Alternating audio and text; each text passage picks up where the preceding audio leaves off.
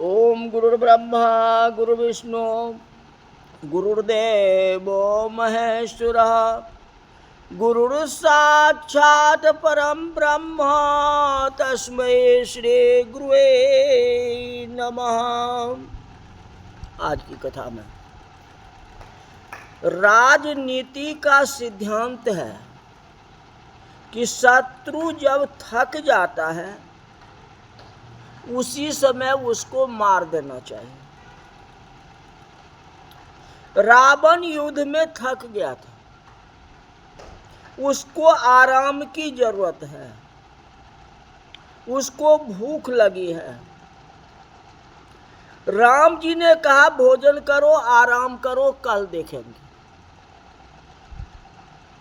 जगत के इतिहास में ऐसा दृष्टांत नहीं मिलता है कि अपने शत्रु को भोजन करने के लिए कोई कहे, अपने शत्रु को आराम करने के लिए कहे। ये नहीं। रावण को आराम की बहुत जरूरत थी। प्रभु जब कहा कि भोजन करो, आराम करो, तो उसका हृदय पिघल गया और उनकी आंखें गीली हो गई। मेरे ऊपर राम का कितना प्रेम है।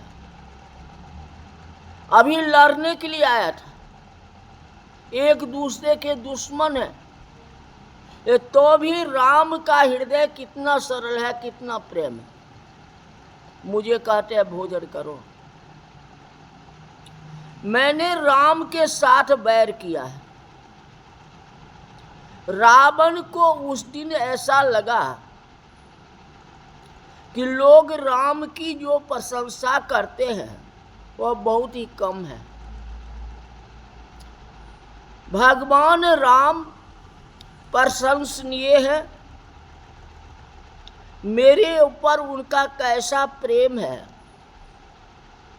एक क्षण के लिए तो उसके हृदय में ऐसा भाव हुआ कि दौड़ता दौड़ता जाऊं, राम के चरणों में गिर पड़ूं। जब ऐसी बात कहे तो रावण का हृदय पिघल गया। इच्छा हुआ जो जाके उनके चरण पर गिर जाऊं, क्योंकि राम के जैसा महापुरुष है मैंने देखा ही नहीं और न सुना। राम रावण के साथ सरल है। राम राक्षसों के साथ भी सरल है।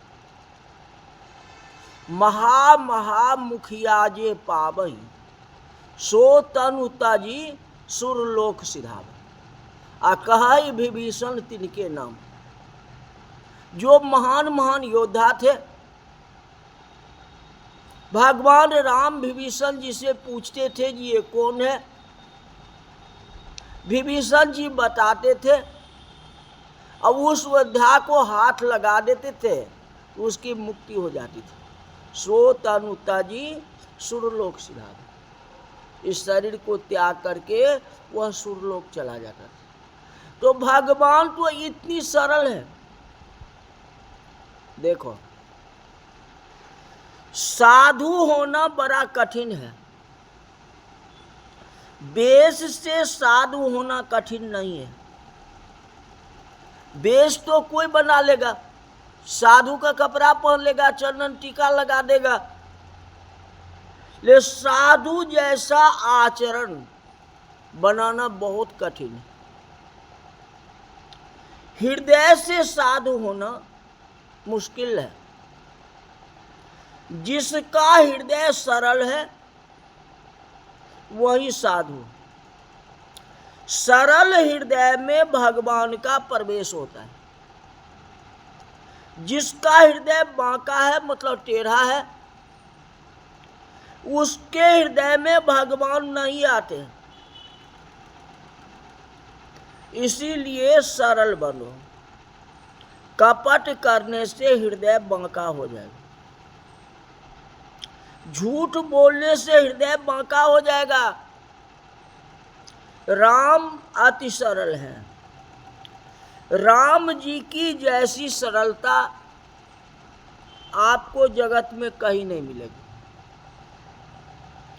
प्रभु तरु तर कपि डार पर, जो अति सरल है उसको सभी में सद्गुण ही दिखाई पड़ते हैं, अच्छा ही दिखाई पड़ता है, किसी में दोष दिखता ही नहीं। राम सर्व सद्गुण संपन्न है, राम जी को किसी में दोष दिखाता ही नहीं। जैसे युधिष्ठिर जी को परीक्षा लिया गया तो वही बात हुआ, जो बुरा जो देखन में चला, बुरा न मिलिया कोई, जो दिल खोजा आपनी मुझसा बुरा न।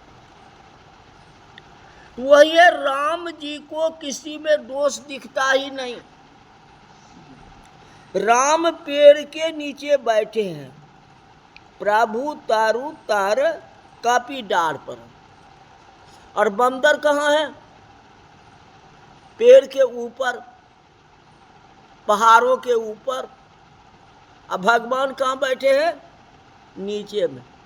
ले भगवान को इस बात का गम नहीं है जो मेरे माथे पर बंदर बैठा हुआ है, डाल पर बैठा हुआ नहीं। भगवान सरल है। वानर पेड़ के ऊपर बैठते हैं, नियम ऐसा है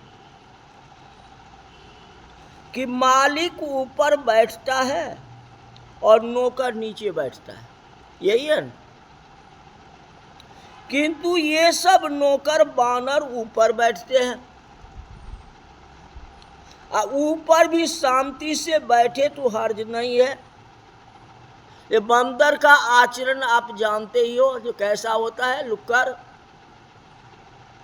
वे तो खेलते हैं,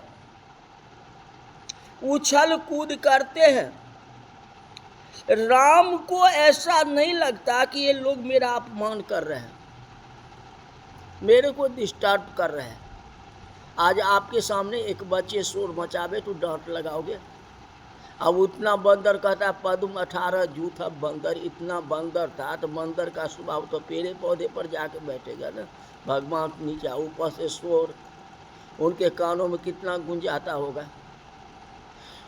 भगवान किसी को कुछ कहते नहीं हैं। राम ऐसा मानते हैं कि मेरे ऊपर इनका उपकार है, खेलने में।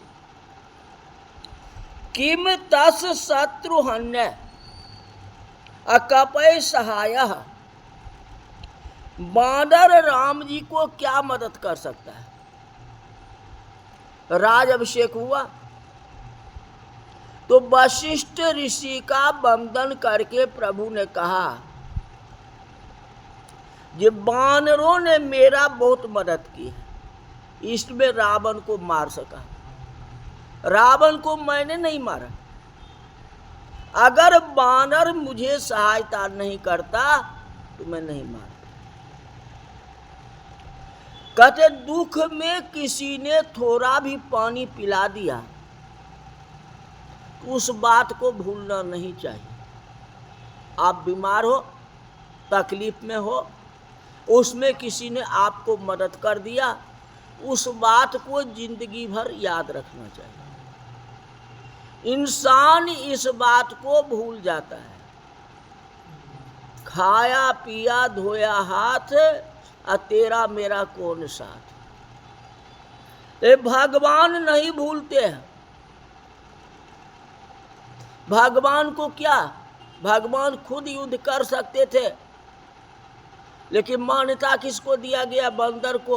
अगर बंदर नहीं रहता, ये लोग नहीं रहते तो हम युद्ध में रावण को नहीं मार सकते। भगवान आपको सुख संपत्ति दे तो उपकार का बदला विवेक से देना चाहिए।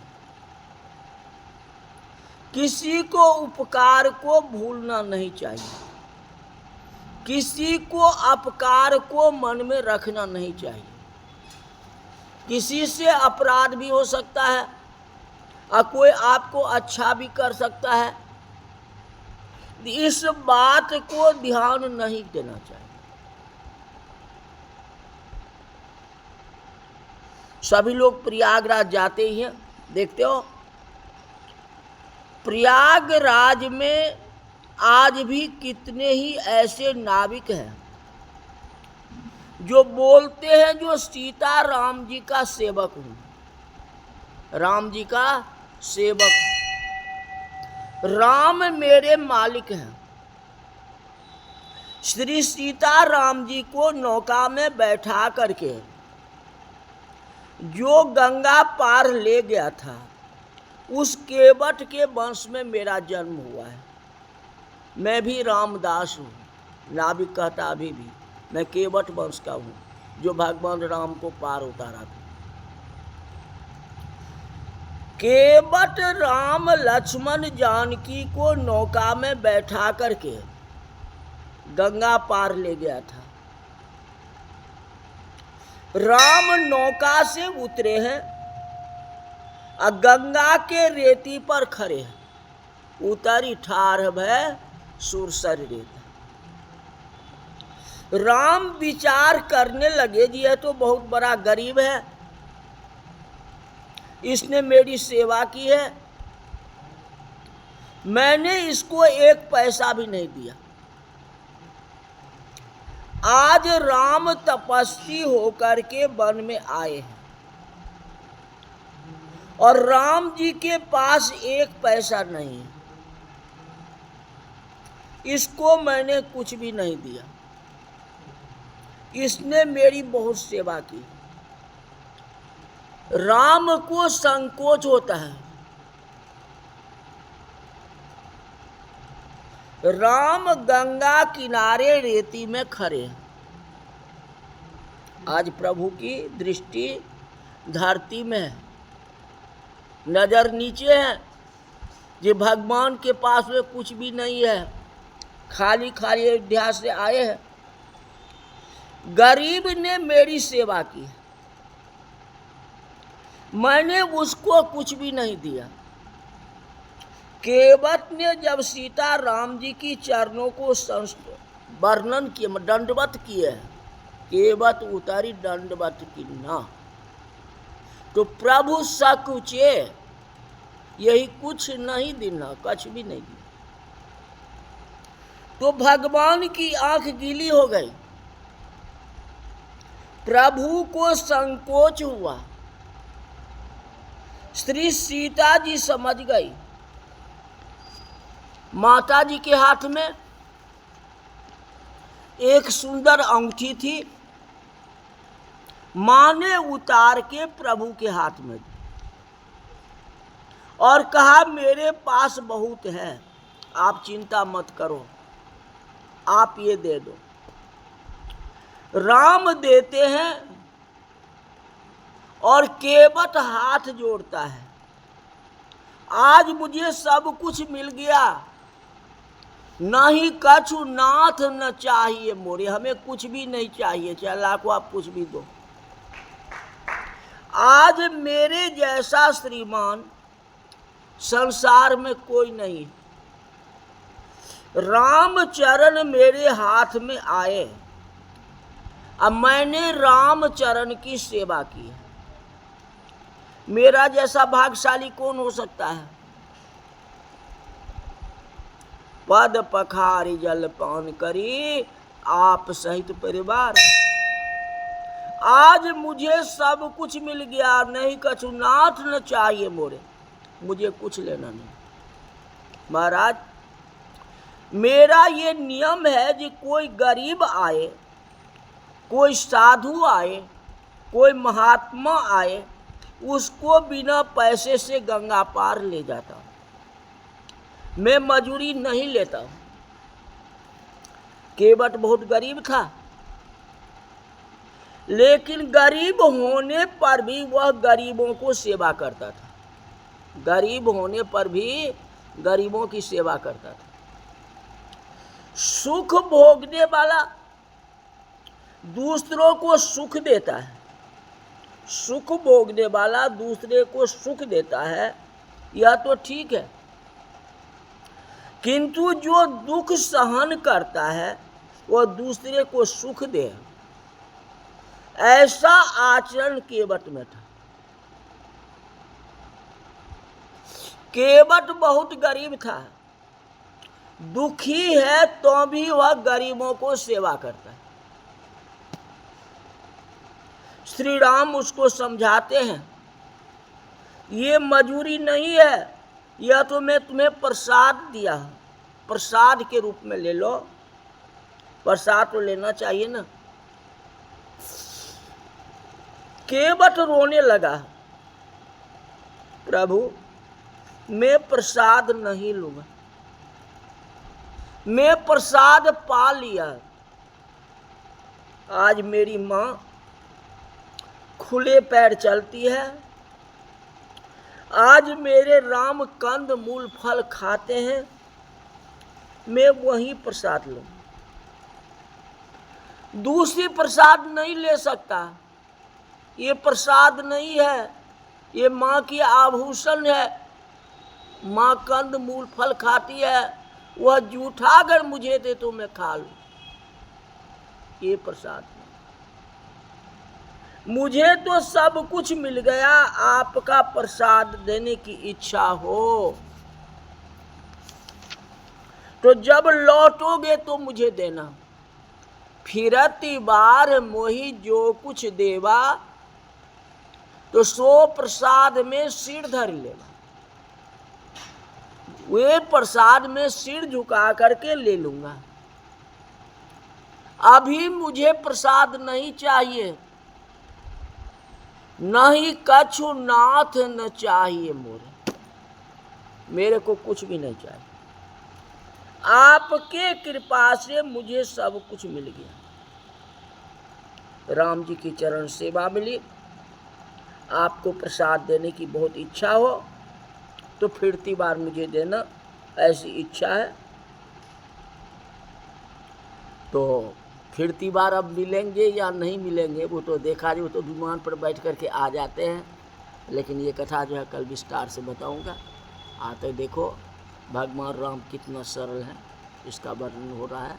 आज की कथा यही तक रही। बोल वृंदावन बिहारी लाल की जय।